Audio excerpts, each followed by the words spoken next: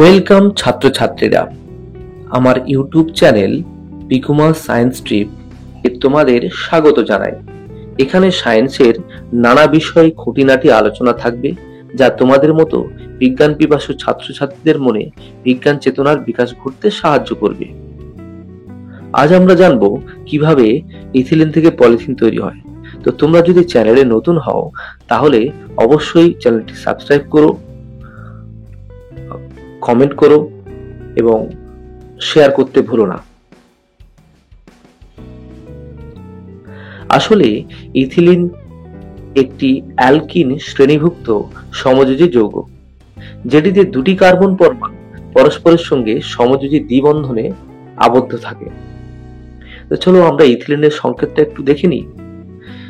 H2C double bond CH2।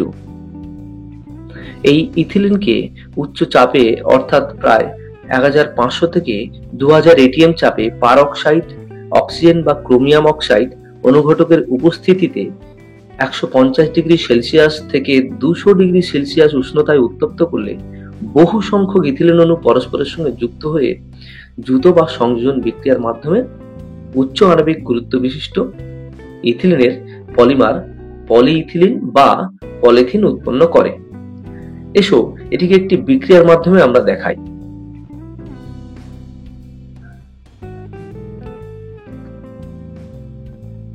n সংখ্যক ethylene অণু যুক্ত হচ্ছে শর্ত সাপেক্ষে।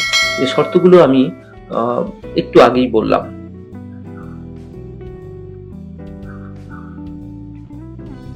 সেখানে তৈরি হচ্ছে পলিথিন, অর্থাৎ একটি উচ্চ আণবিক গুরুত্ব বিশিষ্ট পলিমার। এই ইথিলিনটিকে আমরা মনোমার হিসেবে বিবেচনা করতে পারি, অর্থাৎ এটি মনোমার। এখানে মনোমার হলো ইথিলিন, আর যেটা তৈরি হলো পলিমারাইজেশন বিক্রিয়ার মাধ্যমে অর্থাৎ পলিমার হিসেবে, সেটা হচ্ছে পলিথিন। তোমরা এখানে দেখে নিতে পারো যে কিভাবে এটি হয়। আর একটা অন্যভাবে আমি লিখে দিলাম এখানে। এখানে ইথিলিন অণুর একদম স্ট্রাকচার করে ভেঙে দেওয়া হয়েছে এবং পলিথিন কিভাবে তৈরি হয়েছে তারও স্ট্রাকচারটা এখানে দেখিয়ে দেওয়া হলো।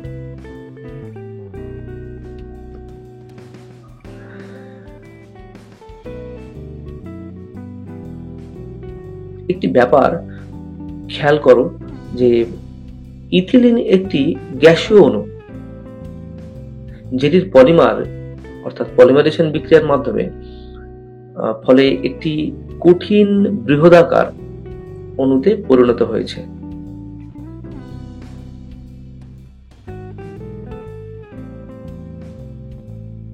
দৈনন্দিন জীবনে পলিথিনের ব্যবহার অপরিসীম, কিন্তু এটির ব্যবহার পরিবেশের প্রচুর ক্ষতি করে চলেছে।